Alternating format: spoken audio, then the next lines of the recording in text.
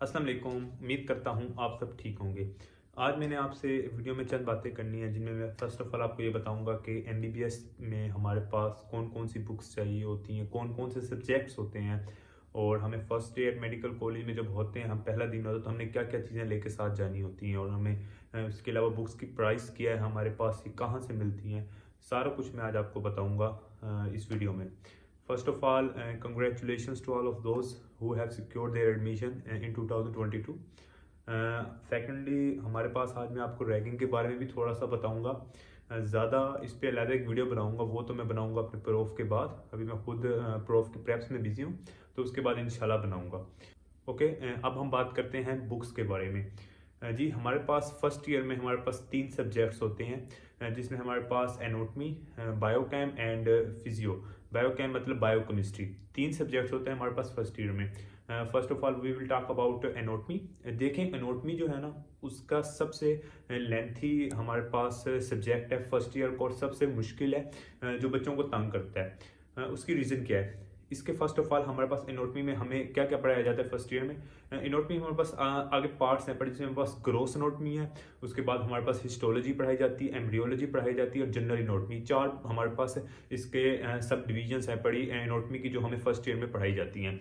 जो हमारे पास gross anatomy है उसमें हमारे पास सिंपल हमें जो हमारे पास डाइसेक्शन है, हमारे पास कैडावर्स होते हैं, डेड बॉडीज होती हैं, उन पर हमें डाइसेक्शन और उसके थ्रू हमें पढ़ाया जाता है। ये हमारे पास ग्रोस एनाटॉमी है, जिसमें हमारे पास अपर लिम्ब पढ़ाई जाती है, हमें लोअर लिम्ब पढ़ाई जाती है, उसके साथ हमारे पास थोरैक्स। ये हमारे पास फर्स्ट ईयर में है। ये 3 ग्रोस एनाटॉमी में इन्वॉल्व हैं, पार्ट है ग्रोस एनाटॉमी का। उसके बाद हमारे पास ग्रोस एनाटॉमी की जो सेकंड हमारे पास, ये ग्रोस एनाटॉमी फर्स्ट ईयर में पढ़ा दी गई। उसके बाद हिस्टोलॉजी होती है। हिस्टोलॉजी में हमारे पास सिंपल होता है कि हिस्टोलॉजी की एक नोटबुक होती है हिस्टो की, जिसकी डायग्राम्स बनानी होती हैं, और उसके बाद हमारे पास ये इसकी बुक होती है, उस बुक से हमने पढ़ना होता है। जनरल एनाटॉमी की भी एक छोटी सी बुक होती है और जनरल एनाटॉमी भी वहाँ से पढ़नी होती है। उसके बाद एम्ब्रियोलॉजी जो मेन सब्जेक्ट है पर हमारे पास ग्रोस एनाटॉमी के साथ, इसमें जो हमारे पास बेबी जो पेट में होता है उसकी क्या क्या डेवलपमेंट होती हैं, उस बारे में सारा कुछ हमें एम्ब्रियोलॉजी में पढ़ाया जाता है। ठीक है, तो हमारे पास ये 4 सब्जेक्ट हैं जो हमें एनाटॉमी में पढ़ाए जाते हैं।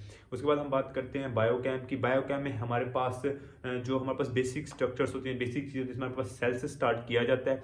उसके बाद हमें प्रोटीन्स पढ़ाए जाते हैं, carbohydrates, lipids, enzymes and vitamins. इसके बाद मिनरल्स होते हैं, एंड मिनरल्स होते हैं, एलिमेंट्स होते हैं। इसी तरह के हमारे पास एंड तक यही जो मेन सब्जेक्ट्स हैं यही पढ़ाए जाते हैं हमें फर्स्ट ईयर में। उसके बाद हमारे पास फिजियोलॉजी होती है। फिजियोलॉजी में हमारे पास ब्लड पढ़ाया जाता है हमें फर्स्ट ईयर में। उसके बाद हमें कार्डियोवैस्कुलर सिस्टम, जिसमें हमारे पास हार्ट और सर्कुलेशन आ जाता है, ये पढ़ाया जाता है। साथ रिस्पायरेशन पढ़ाया जाता है। उसके बाद मसल जो है पढ़ा, उसको पूरा एक्सटेंसिवली पढ़ाया जाता है। ये हमारे पास मेन सब्जेक्ट है। सेल भी साथ पढ़ाया जाता है और छोटे छोटे चैप्टर्स और भी हैं, जिसमें फीडबैक मैकेनिज्म आ जाता है, सेकंड मैसेंजर सिस्टम। ये सारी चीज़ें हमें फर्स्ट ईयर में पढ़ाई जाती हैं।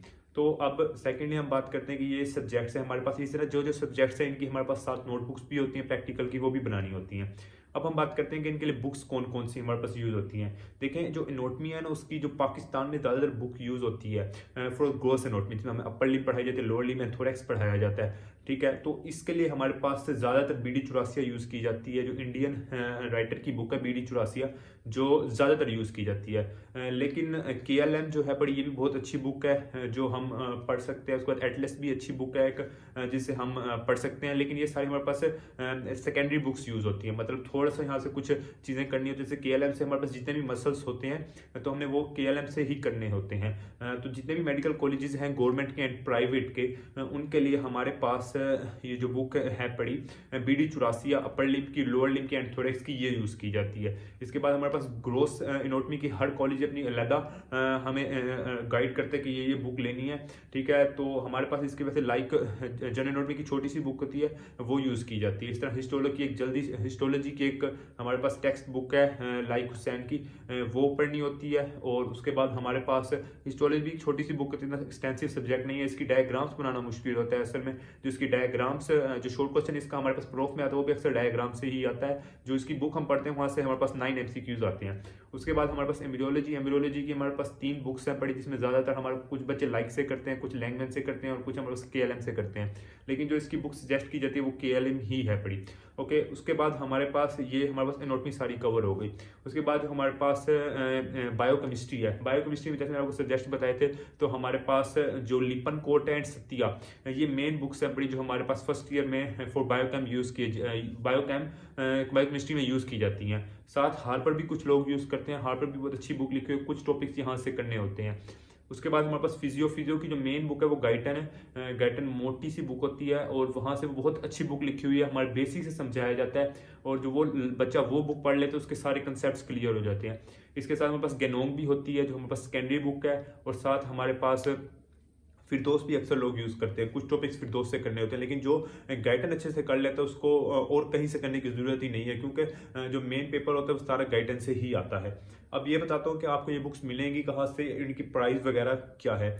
देखें जी, हमारे पास जो बुक्स हैं, अगर इन सारी बुक्स जो मैंने आपको बताई हैं, अगर हम इनको न्यू खरीदते हैं, मतलब या मार्केट से जाके लेते हैं, तो ये कम से कम 15 से 20 हज़ार तक की आपको पड़ जाएंगी। ठीक है, बहुत महंगी पड़ जाएंगी। ठीक है, तो इसका एक तरीका ये होता है कि आपके जो सीनियर्स होते हैं, ठीक है, जिन्होंने पढ़ ली होती हैं बुक्स, आप जैसे ही मेडिकल कॉलेज में आएंगे तो कुछ सीनियर्स अपनी बुक्स आपको दे देते हैं, तो आपको कोई ज़रूरत नहीं है इतनी महंगी बुक्स खरीदने की। उसके अलावा ये आपको पास पेपर्स में भी मिल जाती है, पास में कम मिलती हैं, लेकिन जो आपके सीनियर्स होते हैं, जैसे थर्ड ईयर वाले होंगे, उनकी बिल्कुल बुक्स फ्री हो गई होंगी, तो वो बुक्स आपको दे सकते हैं। सेकंड ईयर में जैसे हम होंगे तो हम आपको बुक्स दे सकते हैं, तो परेशान होने की ज़रूरत नहीं है। आपको 15,000 या 10,000 जितने की पड़ेंगे खर्च करने की बिल्कुल ज़रूरत नहीं है। तो जो आपके सीनियर्स होंगे वो आपको अपनी बुक्स दे देंगे। इसके अलावा जो लाइब्रेरी होती है, लाइब्रेरी से भी आप बुक्स इशू करवा सकते हैं जो आपको चाहिए होती है। ठीक है, और एक साल पढ़ के आप वो वापस कर सकते हैं। तो बुक्स का इतना इशू नहीं होता, आप परेशान नहीं होना, बुक्स आपको आसानी से मिल जाएंगी, सीनियर से भी मिल जाएंगी, लाइब्रेरी से भी मिल जाएंगी, तो बुक्स आराम से मिल जाती हैं। सेकेंडली, आज हम बात करते हैं कि आपने फर्स्ट डे जो मेडिकल कॉलेज में जाना है तो क्या क्या लेके जाना है। फर्स्ट ऑफ ऑल, आपको बुक्स जो है उसको सीनियर भी आपको, जो आपके मेडिकल कॉलेजेस हैं पढ़े, उसके जो सीनियर्स हैं वो आपको गाइड भी कर देंगे, लेकिन जो जनरल बुक यूज़ होती है, जो मैंने आपको बताया, यही यूज़ होती है, उनकी प्राइस वगैरह भी यही है, और वही सीनियर्स आपको बुक्स भी लाइब्रेरी वगैरह का बता देंगे और खुद भी आपको कुछ बुक्स दे देंगे। सेकेंडली, अपने फर्स्ट डे हमारे पास से सिर्फ एक वाइट कोट लाजमी लेके जाना है अपने साथ, और अगर आप बुक्स ले जाते हैं तो कोई इशू नहीं है, अगर नहीं लेके जाते तो फिर भी कोई इशू नहीं है। तो आप अपने सिर्फ वाइट कोट लाजमी लेके जाना है, स्टेथोस्कोप वगैरह ऐसी कोई चीज़ें लेके जाने की ज़रूरत नहीं है आपको। ओके, उसके बाद हमारे पास मेडिकल कॉलेजेस की फ़ीस कितनी होती है। देखें जी, हमारे पास तमाम मेडिकल कॉलेजेस जो है ना, इनकी फ़ीस डिफरेंट है बड़ी, किसी की हमारे पास कम है, किसी की ज़्यादा। प्राइवेट्स की तो आपको पता है कि बहुत ज़्यादा, वो तो करोड़ों में है, करोड़ 80-90 लाख है। जो गवर्नमेंट है ना, इनकी जो हमारे पास सिर्फ कॉलेज की फ़ीस है वो एनुअल फ़ी, यानी एक साल की फ़ीस हमारे पास 25 से 30 हज़ार, 30 से 35 हज़ार, ये एवरेज है। जितने भी गवर्नमेंट मेडिकल कॉलेजेस हैं सिर्फ इतनी ही फ़ीस है उनकी, बहुत कम फीस है, एक किस्म का आप मुफ्त पढ़ रहे हैं, आपने मेरिट बना लिया है तो। ठीक है, और उसके बाद ऊपर हम 40 से 45 हज़ार रुपये हम देते हैं हॉस्टल का, यानी टोटल ये आपका 70 से 75, 80 से 70, 65 इसी दरमियान में फीस होती है, एनुअल फीस हॉस्टल और हमारे पास इसकी मिला के यूनी की। हॉस्टल फीस में ये होता है कि हमारे पास जो आप रहते हैं, बिजली का बिल, ये सारी चीज़ें ये हॉस्टल फीस में आ जाते हैं। अब बाकी जो हमें सामान लेके आना होता है सारा कुछ वो आप खुद लेके आते हैं। आपने अपना मैट्रेस लेके आना है, चारपाई लेके आनी है, बेड लेके आना, जो भी आप लेकर आने वो अपने पैसों से लेके आएंगे। बल्ब्स वगैरह ये सारी चीज़ें आप खुद करवाएंगे, जो भी अपने रूम में करवाना है। सिर्फ आपको रूम में रखने का और बिजली का बिल आपसे 40 हज़ार रुपये लेते हैं, और जो सेकेंड ईयर में थोड़ी और कम हो जाती है। तो ये आपकी फ़ीस है मेडिकल कॉलेजेस की हमारे पास।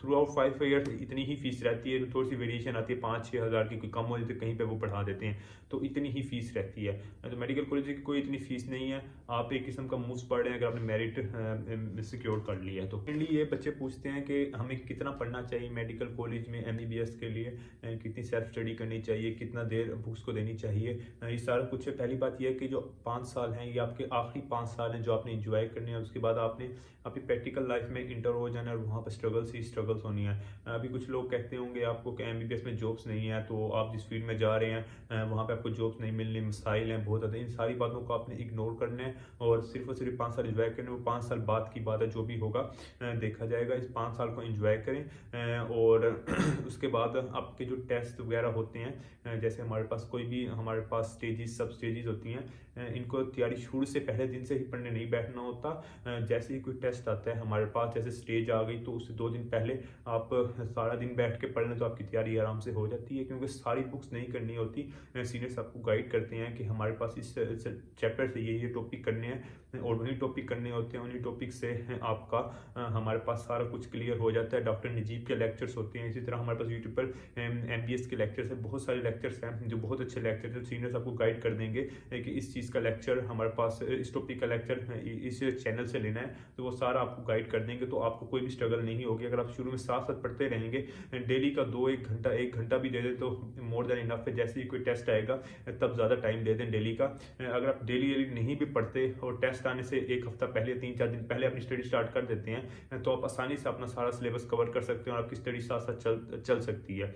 सेकेंडली, हमारे पास इतनी कोई मुश्किल पढ़ाई नहीं होती, सारी पढ़ाई हो जाती है। अभी तो फर्स्ट ईयर तो आसान है, सेकंड ईयर थोड़ी मुश्किल होती है और बहुत ज़्यादा लेंथी होती है।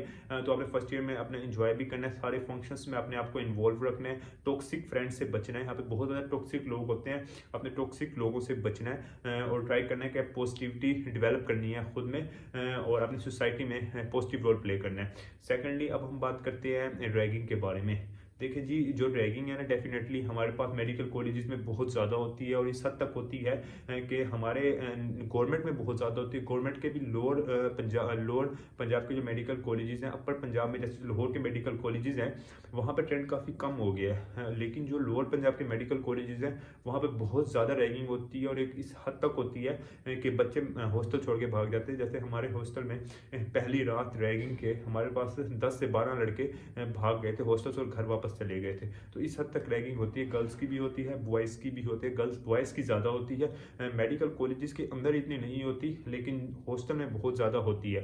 तो पहली बात है, परेशानी होनी है, 2-3 महीने इंजॉय करें। मैं इस वीडियो में इसके बाद एक वीडियो बनाऊंगा प्रूफ के बाद इंशाल्लाह, जब मेरा प्रूफ स्टार्ट होगा और प्रूफ फ्री होकर वीडियो बनाऊंगा रैगिंग के लिहाज से, तो मैं गाइड कर दूंगा कि आप रैगिंग से कैसे बच सकते हैं। पहले भी कहा था बचना मुश्किल है, लेकिन कैसे आप रैगिंग को कम कर सकते हैं और उससे थोड़ी रैगिंग करवा सकते हैं, तो वो मैं आपको गाइड कर दूंगा इंशाल्लाह। मज़ीद अवॉइड करें कि सीनियर से किसी से बदतमीज़ी ना करना सोशल मीडिया वगैरह पर, पहले भी मैंने आपको कहा था। और पॉजिटिविटी डेवलप करें खुद में। चलें ठीक है, मैंने आपको सब कुछ बता दिया। अगर आपकी कोई क्वेरी है पड़ी तो वो आप मुझे इंस्टाग्राम पर या फेसबुक पर मैसेज करके पूछ सकते हैं।